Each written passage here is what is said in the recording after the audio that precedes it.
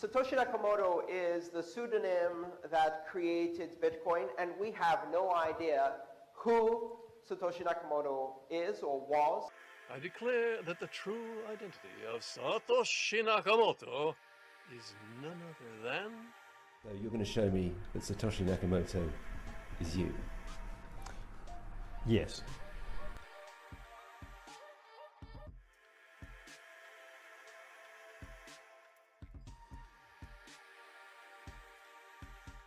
Bitcoin is not yet strongly anonymous. It is weakly pseudonymous, as we would say. David Chaum was very far ahead of his time. He predicted in the early 1980s concerns that would arise on the internet 15 or 20 years later, the whole field of traffic analysis that allows you to predict the behaviors of individuals, not by looking at the contents of their emails, but by looking at the patterns of communication. David Chaum, to some extent, foresaw that and solved the problem.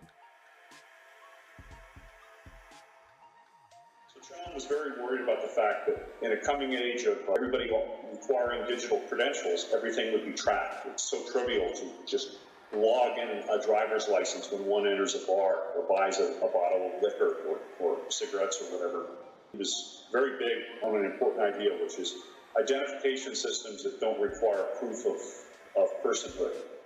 Well, it's sad to me, but it is really no surprise that the privacy issue has unfolded the way it has.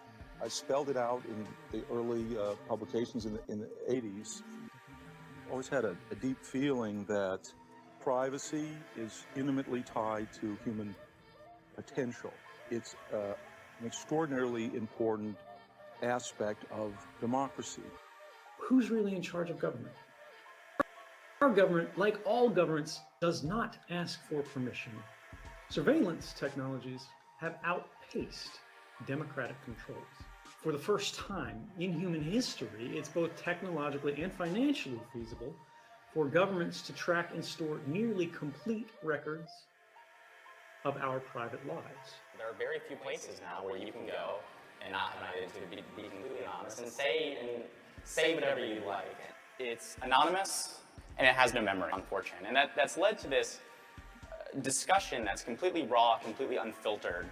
Sites like it are kind of going the way of the dinosaur right now. They're endangered. We're moving towards persistent identity, a lack of privacy, really. We're sacrificing a lot of that. What have you got to hide? People say, why use crypto? What have you got to hide? Well, in fact, businesses hide what they're buying as materials, what they're doing in their factories. Individuals don't reveal their preferences. They don't reveal how much they're willing to pay for something, for a car, for example. So people use preference hiding all the time. They have many, many reasons to hide their transactions. So